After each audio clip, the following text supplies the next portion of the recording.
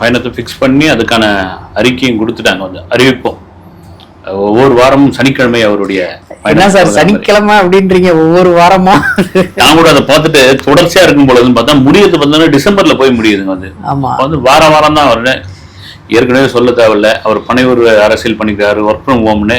இப்போ வந்து வாரம் வாரம் வெளியே வருவாரு, வெள்ளிக்கிழமை ராமசாமி மாதிரி சனிக்கிழமை ராமசாமி. அவங்க ஏதாவது சொல்லுவாங்க, சொல்லிட்டு போகட்டும். விஜய்க்கான அந்த ஃபேன்ஸ், விஜய்க்கான அந்த கூட்டம், விஜய் என்ன பேச போகிறார், அது வாரத்துக்கு 2 முறையோ வாரத்துக்கு 1 முறையோ நீங்க சொல்லிட்டு இருந்தீங்கல்ல, இன்னும் வெளியே வராம இருக்காரு, வெளியே வாங்க விஜய், மக்களை வந்து சந்திங்க, மக்களை வந்து பாருங்கன்னு வந்தாச்சு.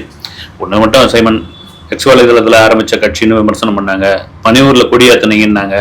அப்புறம் உங்க கொள்கை என்ன, கோட்பாடு என்னன்னாங்க. நீங்க முதல் மாநாட்டை எப்படி நடத்துறீங்கன்னா எவ்வளவு சொதப்பெல்லாம் நடத்த போறீங்கன்னாங்க. 2வது மாநாட்டையும் நடத்தி அது ஒரு சக்சஸா காமிச்சாச்சு. வந்து இன்னும் விஜய் மீதான விமர்சனம் தொடர்ந்து கொண்டே தான் இருக்குது. அது இருக்கதான் செய்யும். அதுக்கு காரணம் என்னன்னா, விஜய் வளர்ந்துகிட்டு இருக்காரு, வளர்ந்த கட்சியாக டிவிக்கே மாறிவிட்டது என்பதுதான்.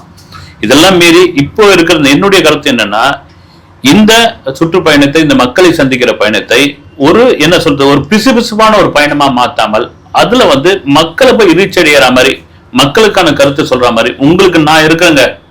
ஏன்னா இதுக்கு என்ன காரணம் அப்படின்னா, 2 திராவிட கட்சிகள் மாறி மாறி இருக்கிறது தான். டிஎம்கே. இதுக்கு ஒரு மாற்றத்துக்கு தான் விஜயகாந்த் வந்தது, விஜயகாந்த் கொண்டு வந்தது.